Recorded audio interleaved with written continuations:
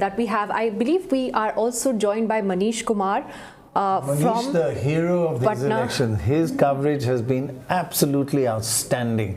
It's in his DNA, and for once in his life, he worked hard. Thank you very much doctor Roy, आप हमेशा काफी generous रहते हैं। उसका कारण कोई दूसरा है, मैं ऑन एयर नहीं बताऊंगा। लेकिन ये बिहार का जो चुनाव है, ये कुछ कई सारे कारण हैं जिसके कारण डिफरेंट है। पहली बार एक चीफ मिनिस्टर हैं, एनडीए ने इस पूरे चुनाव के दौरान हमने पहली बार देखा पिछले 30 सालों में जो रूलिंग पार्टी है उसने आज काउंटिंग हो रही है, एक प्रेस कॉन्फ्रेंस तक नहीं किया। जो चीफ मिनिस्टर हैं और शायद जो एग्जिट पोल के जो रुझान है उसके हिसाब से फिर से नीतीश कुमार ही मुख्यमंत्री होंगे, लेकिन नीतीश कुमार ने इस पूरे चुनाव के दौरान एक भी मीडिया वाले से एक साउंड बाइट भी नहीं दिया।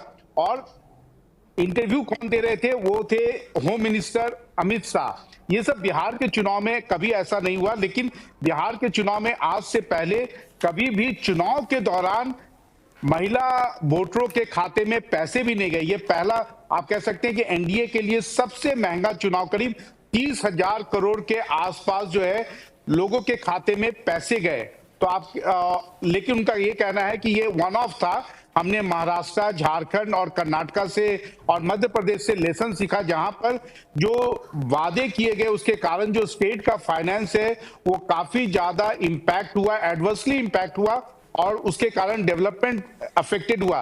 लेकिन ये जो बिहार का मॉडल है कि चुनाव के दौरान आप खाते में 10,000 डालिए, अगर ये सफल हुआ तो आप देखेंगे कि आने वाले दिनों में कई सारे स्टेट्स में इसे रिप्लिकेट किया जाएगा।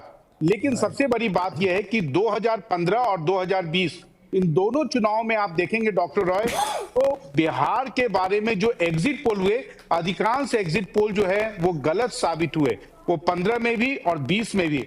तो देखना यह है कि इस बार कौन सा एग्जिट पोल जो है वो सटीक बैठता है।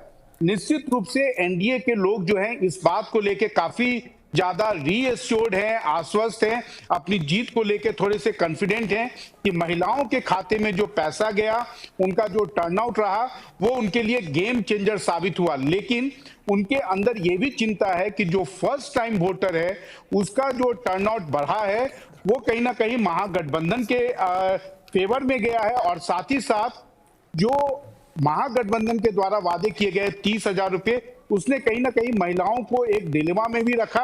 और तीसरी बात यह है कि 2020 के में महागठबंधन में जो दो नए एलाइज आए, मुकेश सहनी और पान पार्टी के आईपी गुप्ता, उनका वोट भी उनके ट्रांसफर हुआ है। इसलिए बीजेपी हो या जेडीयू, उनका यही मानना है कि रिजल्ट जो है वो शायद लैंडस्लाइड अगर नहीं हो तो ये काफी क्लोज भी होगा। और बिहार का जहां तक काउंटिंग है, मैं आपको एक बार क्लैरिफाई कर दूं कि इस बार चुनाव आयोग ने एक नया डायरेक्टिव दिया है कि अंतिम के 2 राउंड के पहले आपको पोस्टल बैलेट की गिनती जो है वो पूरी करनी है। यानी कि थोड़ा सा जो पूरा काउंटिंग का प्रोसेस है थोड़ा स्लो भी चलेगा।